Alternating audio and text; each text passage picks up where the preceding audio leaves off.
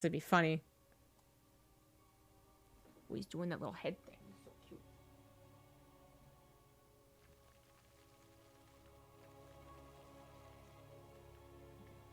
All right.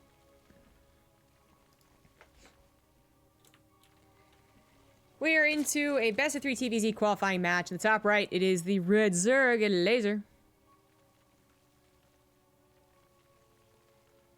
In the bottom left is the blue Terran. He is exceeds Clem. Yeah, look at that even timed out, so oh well. Now I'm just gonna confirm really quickly that it is a qualifying match. Yes, it is. Cool. Winners bracket qualifying match with @Clem versus @Elazer.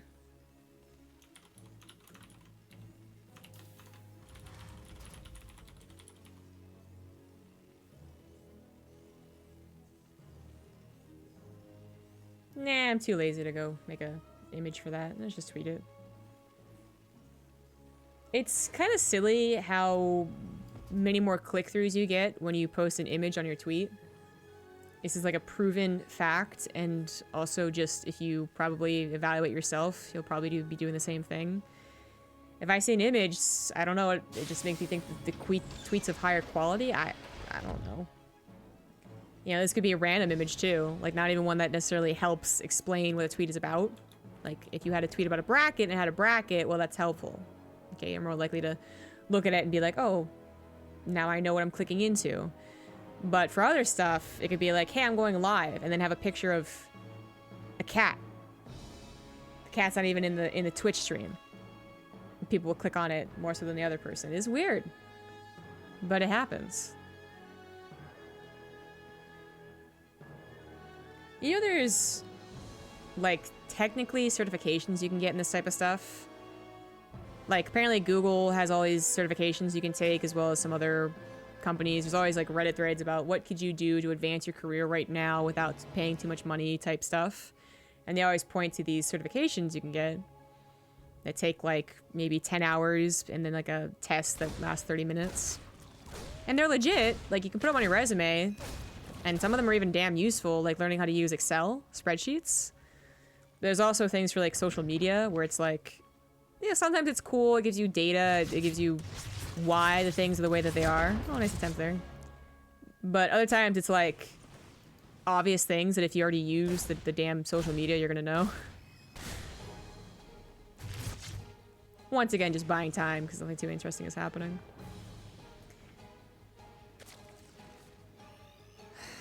No doubt both these players will make it through eventually, whether it's this qualifier, or the next qualifier, or the next one, winners or losers. But it's awfully nice to get the win here in the winners bracket of the first qualifier, so you don't have to worry. Not just about more time invested into further qualifiers, but you also don't have to worry about facing tougher opponents, perhaps. Maybe you get a rougher draw on the bracket next time, right? And you face Elazer in the second round or something absurd like that, like who knows, right? So it's awfully nice to just get it done and over with here. Unfortunately, this is still a best of 3, unless I'm not seeing something. So most players do prefer a best of 5 when it comes down to the qualifying match, I believe. No one expects a open bracket tournament to be a qualifier. Sorry, to be a best of 5, but I guess that'd still be maybe even more fair, even if it would take a hell of a long time. But so be it. Battlecruiser once again. We saw the fusion core, and Elazer does not see it, but he might still be trying to counter it. I don't know how likely that is. He's just doing a good old-fashioned roach push to the front. I'm not gonna say he's gonna counter it. There are, if you see that's a battlecruiser build, which it's hard to see by the way. It looks like a Banshee build for some time because they can always just fake cloak if that's as far in as you get. So we see a lot of Zerg players even going for Overlord speed because battlecruisers have been really popular, but Elazer's not one of them, as we can see here. But if you do see it, however reason that you do, there are all-ins you can perform that include bringing queens over. So obviously you have something to deal with the battlecruisers. But it's a little bit later, and it's not this push, this is just a push, an attempt to get an early lead in the game, and then you drone behind it. We see it all the time. It's all about being scouted and then having, hopefully, a tank being built. You can't use your Hellions for the defense because then Lings will flood in, as we do have a bit more of a committal than just the Roaches, actually. So I thought he was going to do just the Roaches. I was wrong. With the Lings, this should get complicated if the Hellions die. So that's why Clem needs to... The perfect combination of events here is that Clem uses the Hellions against the Lings and the Battlecruiser against the Roaches. Unfortunately, as he scouted it, he didn't actually respond that strongly to it, or in my opinion, strongly enough is the better way to say it. He should have pulled the SCVs and just let his natural be lifted and his 3rd CC be cancelled. It's not great for Clem, but it's better than losing an additional 17 workers, right? So 17 workers plus the 3rd canceled. Now the Battlecruiser is revealed. Now, in the same way that Clem didn't respond that quickly or perfectly against the Roach Rush, we also didn't have Elazer respond that perfectly against the Battlecruiser. Doesn't quite yet have his Spore Crawlers, which would be adding an extra bit of damage here. So maybe that could have been better, but his queen number is rather high. They have some transfuses. Unfortunately, they are now out, so queen goes down. This queen should also go down. Creep Spread is also not connecting the main and natural base, which is a very big deal. Yamato is only about halfway done. That was delayed because of the push, probably. Otherwise, another queen would already be dead. But at least the Battlecruiser lives, and it did do some return damage, even though Clem, just lost 3 more SCVs in total. He is down 20 losses there, and he's down almost 20 workers. That makes sense. Kind of.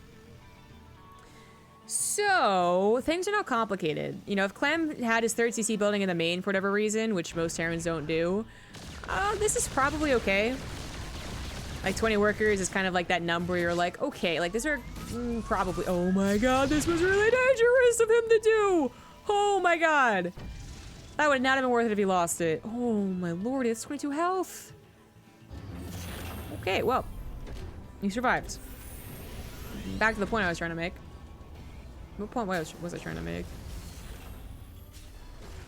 Ah, right. If it's 20 workers killed and all in versus a Terran player, but they have a 3rd CC, that's the point where you're like, hey, the Zerg's got a strong start, but how's the medevac drops do? How's the mid-game look type of deal? If they kill 30, that's basically game over. These have been my metrics for some time. But if a 3rd CC's not around, then 20 is like, ooh, I don't know. Clem did start his 3rd CC almost as soon as he canceled it, though, so it's actually not that big of a delay, and he's even getting it on location faster than I expected. I thought Elazer would have units over here to tackle that problem, which he might be setting up to do. He's got a lot of Lings and Banelings on the way, but it does look to be defensive against what he is assuming is a Hellbat attack potential, and that makes sense. You know, that's what a lot of people do with the Battlecruisers. But he will have to probably transition out of Ling Baneling as time goes on and into Roach Hydra. Doesn't get the cancel on his hatchery. That's a big deal. Even though he's banking a bit, he's banking because he's trying to go for a Spire. Yamato and... okay, no teleport. Just lets him take the damage, which is fine.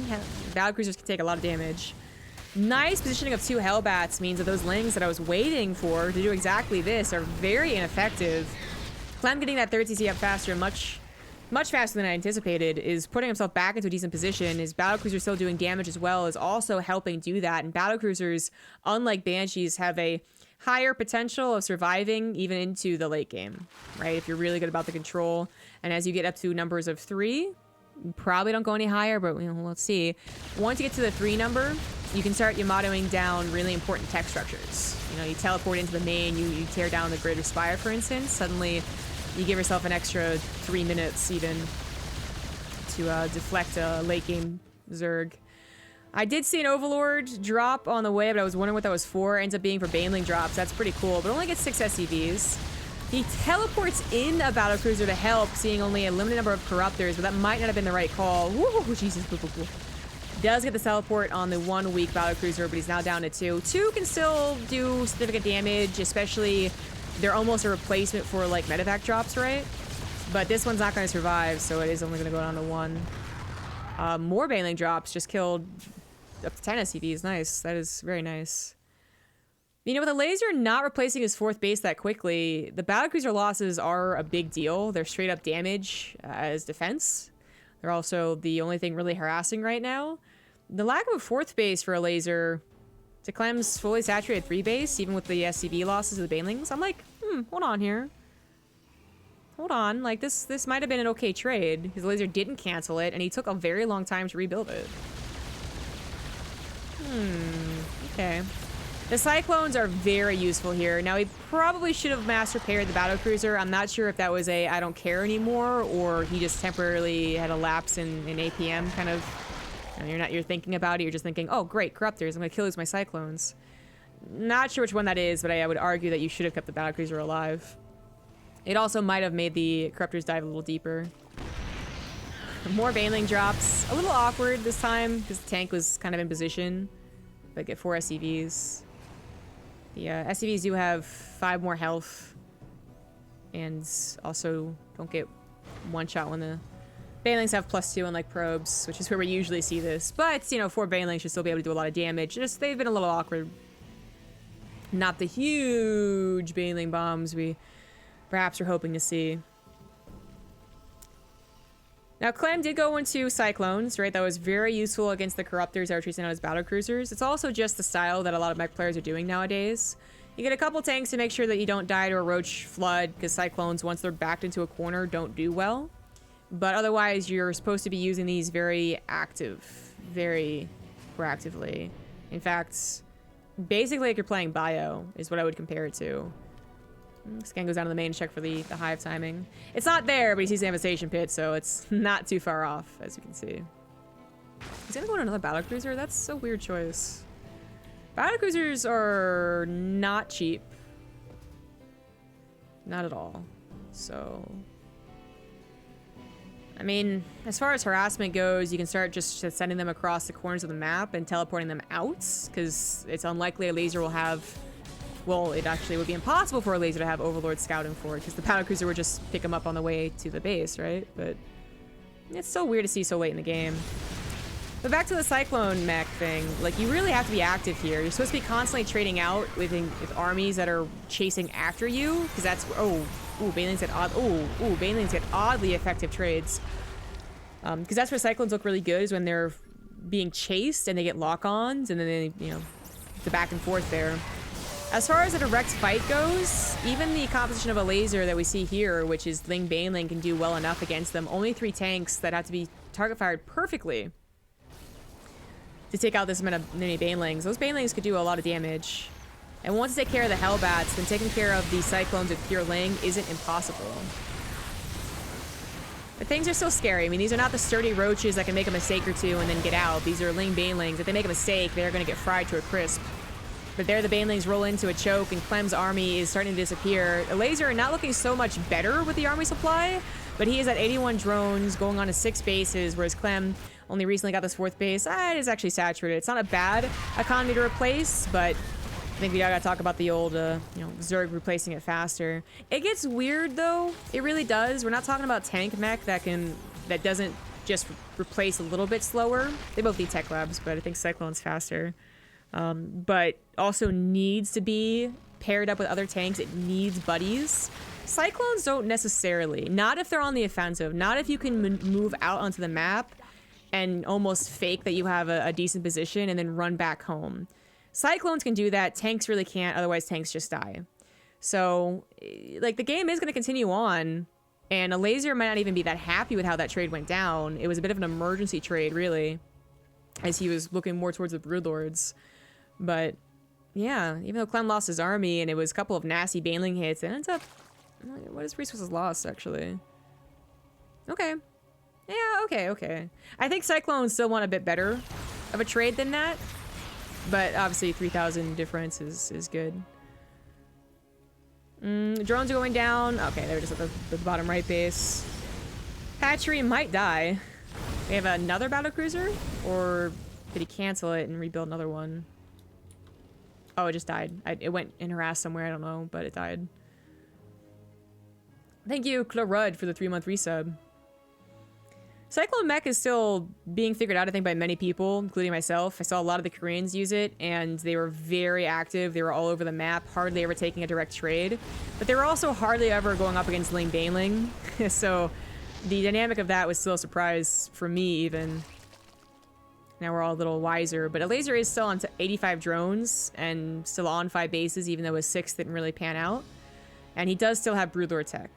Now, I'm not so much worried about the Broodlord tech, although it's important to note, as much as I am about the potential for Vipers. Vipers are key against this, I think.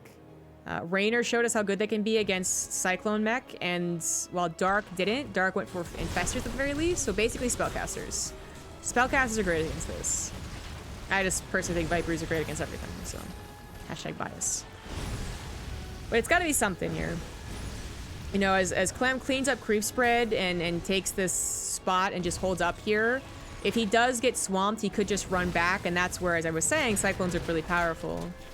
But speaking of running back, he needs some defense back at home. Luckily, Hellbats are very effective in this situation. But these are pretty upgraded Lings. They don't actually have adrenal glands like I thought. But they're still 2-2, and they still caught a lot of SCVs mining, so a lot of SCVs go down. 21. Now some drones go down to this push, and now we have the issue of Broodlords. There's 7 of them, so not the most extreme amount, but all of the Hellbats have died off here. And I guess I should talk about the dynamic of Banelings versus Mech in a more general sense. This has always been the case where you see someone stuck on Ling Baneling, you go like, that's not efficient against Mech. But the tanks get splash damage on them. Yeah, that can happen, and that can look really dumb, and the Zerg player cries about it. Or they take out the Banelings, take out the Hellbats on the front line, and then Lings swamp the tanks, Lings swamp the, or Swarmhosts swamp the tanks. Something along those lines, right? A lot of small things swamp the other things that aren't Hellbats. In this case, that's Broodlings. So once the Hellbats are gone to the Banelings, then the Broodlings do look powerful. But like, Elazer's got to be careful even if he takes out the Hellbats, because there's a lot of Cyclones, and when they lock on to a Broodlord, they kill it very, very quickly, which is exactly what we see happening here. Elazer's also not with some type of sturdy army, so if this is like maxed out Zerg, Ling Baneling, this might look okay. It's not. They're both still very low in supply, struggling to get up above 150, struggling to get extra bases down too, although Clem finally gets his planetary down and running with an extra command center over here. So every engagement really does count. But both of them could make mistakes. Both of them, Clem could run into fungals, Elazer could leave his Broodlords off to the side. He could make compositional mistakes. I saw him go for pathogen glands. I assumed he was going to go in for infestors, and now we don't see infestors, which makes me a little worried. And I guess we did have to mention that he did lose this base, which is still an important mining base for him. 80 workers on what is becoming more like 3 bases as this mines out. This being the 3rd, that's important. Elazer, I mean, I don't mind a Ling Baneling. Oh, please, don't do that much damage. I don't mind a Ling Baneling. I'm interested, really, to see how a better, cleaner game would go with the composition. But I do wonder if it is something that you're happy with. You know, is Elazer just doing this because he feels trapped in this army type? He never went for missile upgrades, you know, maybe that's the excuse, or does he think that this is actually the way to play against Ling or Hellbat Cyclone? I don't know. If he was banking, I'd say for sure, but because he's not banking, it might be an issue of feeling forced into it. All your money is going into the Broodlords, which you can barely afford, but since you're making kind of cheap Lings, you can at least get some. This is usually what we see from Cyclones, is constant snipes on hatcheries left and right.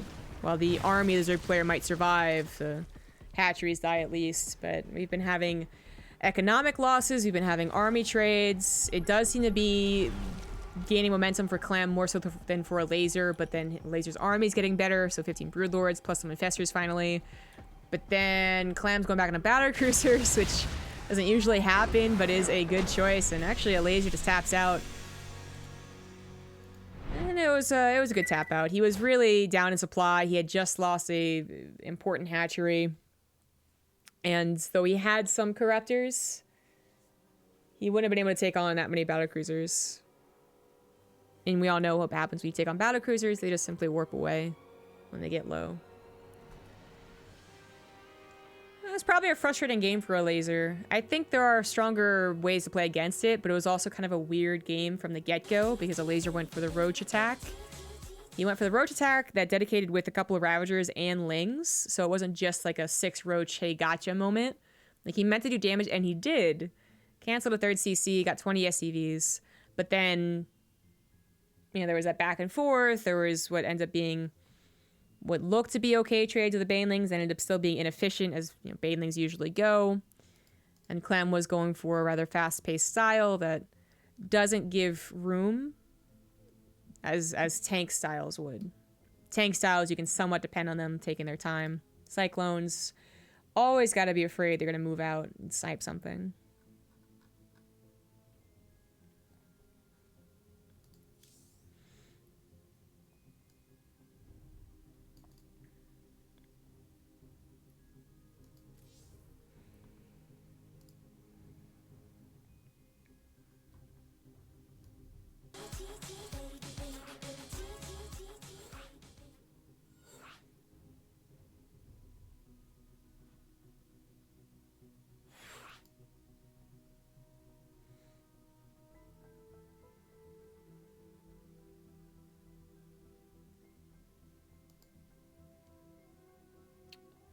Why are casters cast in the same game? Borsty had a very good response.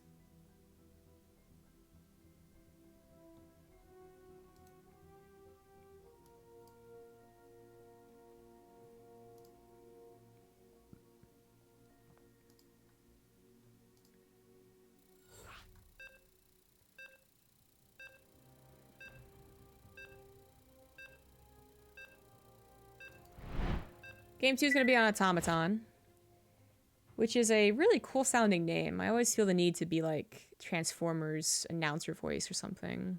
Turn into Optimus Prime.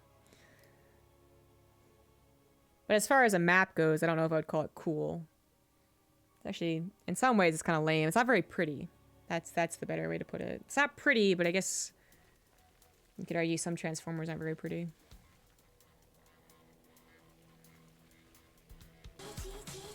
Well, the 80s Transformers are all very brightly colored. Anyways, I don't know why this is called Automaton, but it is. It's game number 2. In the top right, down 1, it is the red Zerg Elazer.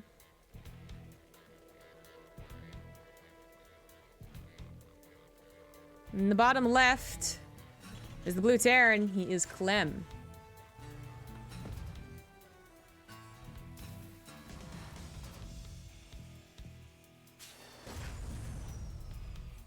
DCs are so bad against corruptors, it's even funny.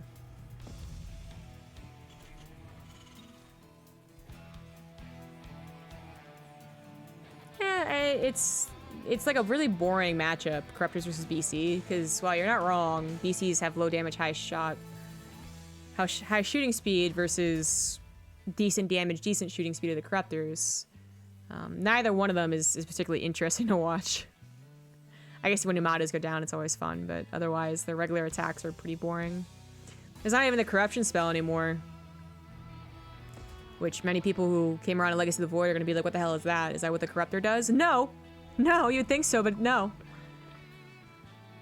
Corruptors no longer have any spell. They just do things. Well, that's not true. They pee on buildings. Sorry.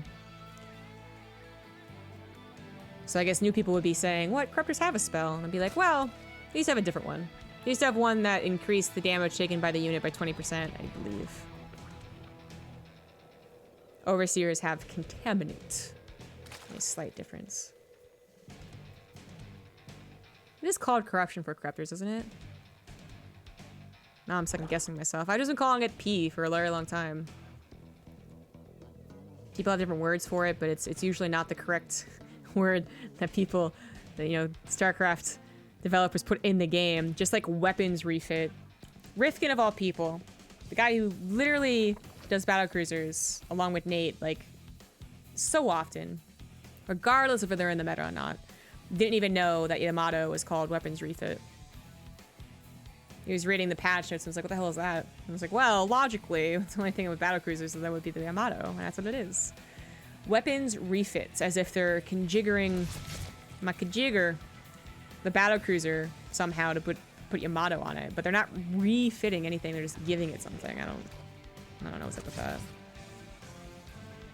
To be honest, StarCraft has some really weird names. Some sound weird, and then you learn why they're called that, and you're like, oh, never mind. That's actually really cool. It's based off this, you know, weapon that was made in real life that was going to be used against the Russians or something like that, right? And others are just like, no, why? Like, Adaptive Talons. Like, it's not cool. It's not fun. I mean, at least it doesn't have claws in the name, but still. Thank you, Mike Rushby. Did you mention is Elazer playing from Korea as well? I don't know. Sort of definitely was tweeted about his paying. I don't think Elazer is, but I could be wrong. I mean, the reason I was so basically almost certain that sort of was is because of his social situation, I guess. I don't think Elazer spends nearly as much time in Korea. There are just some players that you can bank on being in Korea because they like it, plus they are practicing, plus any other reason, right? Whereas some other players, just they really do go to practice or try and out for GSL and then they leave immediately. I don't think any of the pro players have disliked Korea, now that I'm thinking about it. I was seeing a very similar game to Clem versus sort of. Where the two Hellions try and get some damage done. They get a drone and maybe some Lings. That's it. The battle cruisers are once again underway, and Elazer's gonna have to prepare for this. He was almost dealing with the attack. Well, not really. He was scouting the attack by doing an attack himself last game, right? He was going for the Roaches and Lings and was like, oh, hey, there's a battle cruiser shooting at me. And because he went for the attack, the armory was heavily delayed. But he not just scouted and did the attack and then had the defense against what could have been an armory. He literally offset the armory because of the attack. So... And then when he offset it, he even still defended against what could still be an armory. He had Banelings, he had Lings, he had Queens. I would expect something similar in this one. Once he finds out that it's battle cruisers, but that's the trick, is that this still could be a totally normal game. This could be just a Hellbat attack, which in that case, Queens plus some Ling micro would still do the trick. But since he doesn't know it's battle cruisers, that's already an issue. And then there's nothing else telling him that it's also going to be a Hellbat attack. Those two things combined, unscouted, it could be really bad news for Elazer. The armory's almost done, but his Roachhorn isn't. He's getting 2 extra Queens and a couple of Spore Crawlers, which will help. One kind of on the front lines, which is a good choice. Not a funny wall here. But the Battlecruiser shows itself in the main base, so not like what he did versus Sort of. So Clem just goes for the harassment and then goes for maybe the Hellbats, but also maybe just looking for an opening of the drones with just pure Hellions.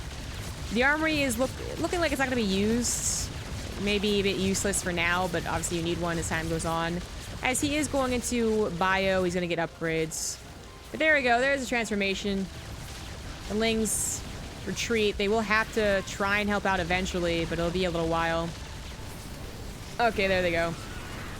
They buy time. They don't buy that much time, but just enough for more roaches to come over here. The Queens were going to go over there, but then said, hey, we actually have it covered, and go for the battlecruiser instead, which has gotten a couple drones and an Overlord. I don't believe it got any Queens. In fact, no Queens died. The Hellbats didn't get on top of them either, so they went for maybe a Spore Crawler was the issue. Its weapons refit because the BC had 3 spells back in the alpha days. Really? I didn't know that.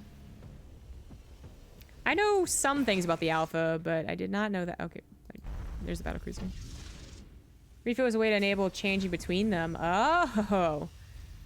Wow, someone has the lore knowledge. Well, not really lore knowledge. Someone has the alpha knowledge.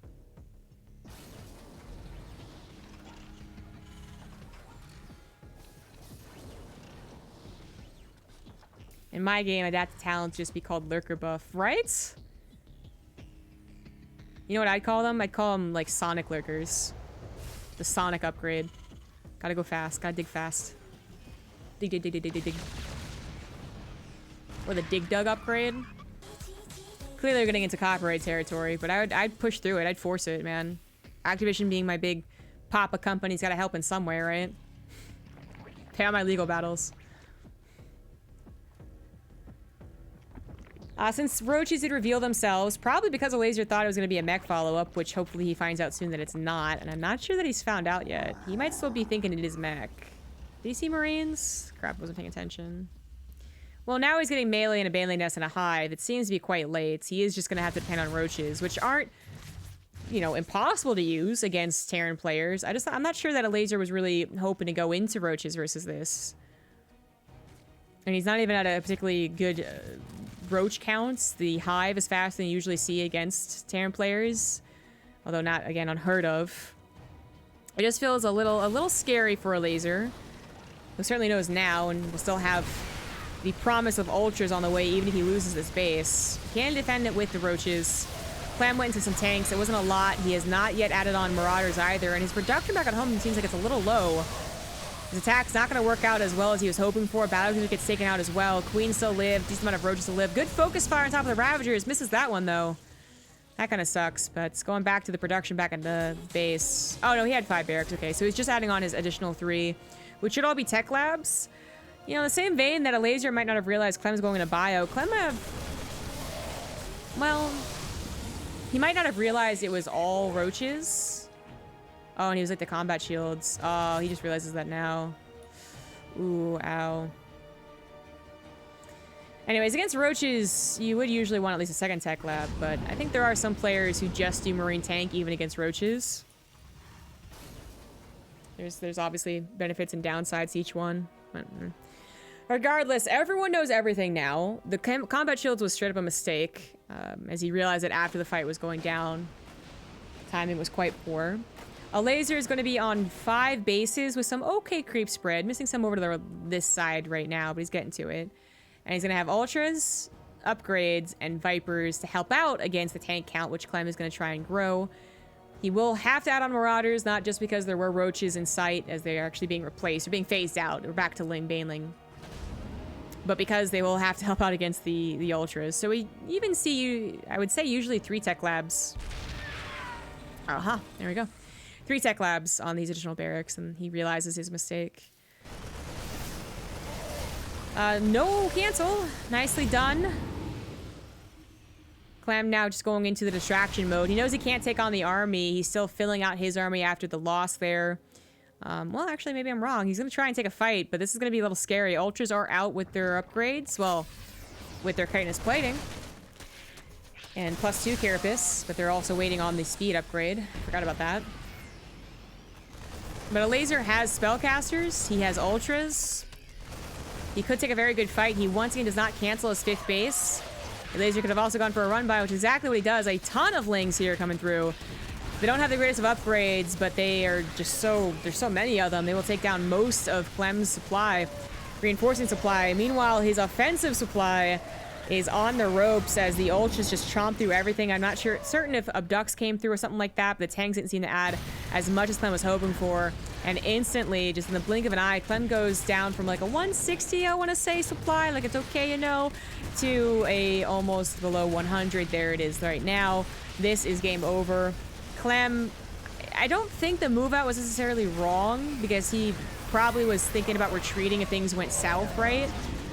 But it was a really bad combination of maybe an attack he shouldn't have done, plus the run by hitting him as he did the attack. So really nicely executed there from Elazer. Again, I think he takes on the army no problem, but by doing the run by, he really made the victory almost instant. GG, 1-1. Battlecruisers used to have defensive matrix? Damn. I didn't even think about what the battlecruisers used to have during alpha days. I mean, I'll bring up, you know, the fact that starports used to be able to produce as they floated, which would have been so imbalanced for base races. That's all Terrans would have done. But, yeah, that was kind of silly and cool. What else? Of course, now I can't remember now that I'm on the spot. SCs had more health, but that was even in the, that was actually the first month of StarCraft 2, not even the alpha.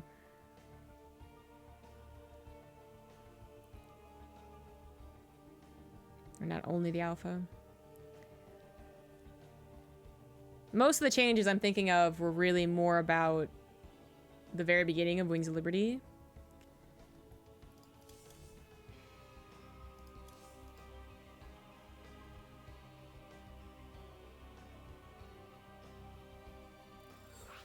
Someone say Dig Dug? Diggle Duggle!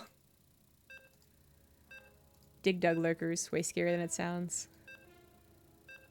And then they can release a sound bite that you buy for $5 that makes a sound.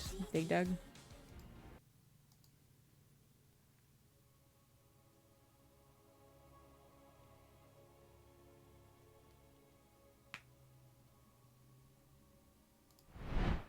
Elazer one of the few people that uses the comic book portrait.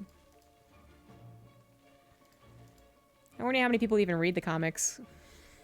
Did you know that for every war chest phase, there's a comic book? Now you do. It's all tied up and Terran's doing what Terrans do best. In the top right, it is the red Zerg Elazer. And more importantly, in the bottom left is the blue Terran. It is Clem, and he is going for at least a 2-rax. We'll see what happens with the supply depot making SCV. Typically, the Terrans that we see make a mark, whether they're Korean, North American, European, but especially the foreigner ones, are the ones that are willing to cheese. They're the ones that are willing to be aggressive, that have their highlight skills being their micro, their build order choices. And then later on, we have the Terrans that, you know, just simply push through because their macro is so damn good, but it takes a lot. Not gonna get into any balance complaints. That's just kind of what we see more often from our foreigner Terrans. They get those victories. They punch above their weight because they're willing to cheese. And then eventually their macro catches up as well. So this is a really nice scout by Elazer who only sees 2 barracks. Even if there was a third back here, it's very risky to try and scout for that because they might... Well, the Marine's probably going to kill you. And the Overlord's not quite worth it. This also might not be worth it, believe it or not. You really want to have the drones here before any of the barracks finish. And because of the positioning of the second SCV, it's actually even going to live. So this is a lot of lost mining time. Now, Elazer didn't, like, pull so many drones. It's insane. And he doesn't even get a gas because he scouted it so early. So things are still looking very good for our red Zerg. But he's also going to find a third barracks way over here. Or is he? Well, he's an SCV coming from the middle of nowhere, which is a little suspicious. It's like not coming through here either, which would maybe just be reinforcing SCV. It's coming from somewhere really weird. So he should kind of be figuring out that the 3-rax. Now he has drones that are awkwardly trying to like stop reinforcements, but drones aren't ever really good at that. So he's just gonna lose them. Clem's gonna try and do the bunker rush, but this is already a kind of a weird map to do this just because there's a ramp. Obviously, Terrans still do it, but it's already a difficult one to maybe get up on the ramp. It's definitely difficult when your opponent already has creep spread covering the top side of the ramp. So this should be a 3-rax that transitions a little bit faster into a macro game, in my opinion. But the drones not mining just does make this more awkward than usual. You know, well, Clem, I feel like Clem can't really push to get a hatchery victory. He's already gotten drones. But does that mean you still... I mean, I don't know. That just, in my opinion, would make it even more likely that you try and macro out of it. But he's not. He's not getting gases. 3-rax can macro out of it, by the way. I know it's more dedication than the 2-rax, which almost immediately goes into its gases, but there's, you know, that could have been an option. It's not the one Clem's going for. There is the option of just trying to surprise the Zerg player with how much you're committing to it. Either you consistently trickle in Marines, or you stop, and then 40 seconds later you come back with 20 Marines. You're like, what the hell? Why would you do this? But the trickle in that Clem's doing is not working out. He finally adds like 1 more SCV here, and he still is up in workers, but he's not getting his gases. In fact, oh my god, he's just pulling the SCVs. He's going all in with this. Oh, I don't think this is gonna work. That's a long time for the SCVs to get over here. That's gonna be a transfuse on the spine crawler. Hopefully the spine crawler, and maybe even a second one for a queen, or again the spine crawler. 2 more queens are on the way. Elazer does not have scouting as to what Clem is doing, but he's seeing Marines continue to trickle in, so he should be taking this very seriously, and that's exactly what he's doing. The SCVs are going to be a bit of a surprise, but unless they get us around on the queens, which they are absolutely not going to do... Oh, hold on. No, they won't. The transfuses go down, and the drones are even counterpulled here. Spinecrawler is adding so much extra damage, and good focus fire too from the Queens. You saw them focus firing the Marines, not the SCVs. The Spinecrawlers finally go down, but more Lings are on the way. 4 Queens are still alive, and there is a limited number of Marines left over. I think Clem is gonna fall here and have to go down to the losers bracket. Another chance to save a very weak Queen, and that is going to be it. 16 SCVs down to 1. 1 SCV for Clem. Why aren't you pulled? Elazer has secured his spot into WCS Europe from the first qualifier.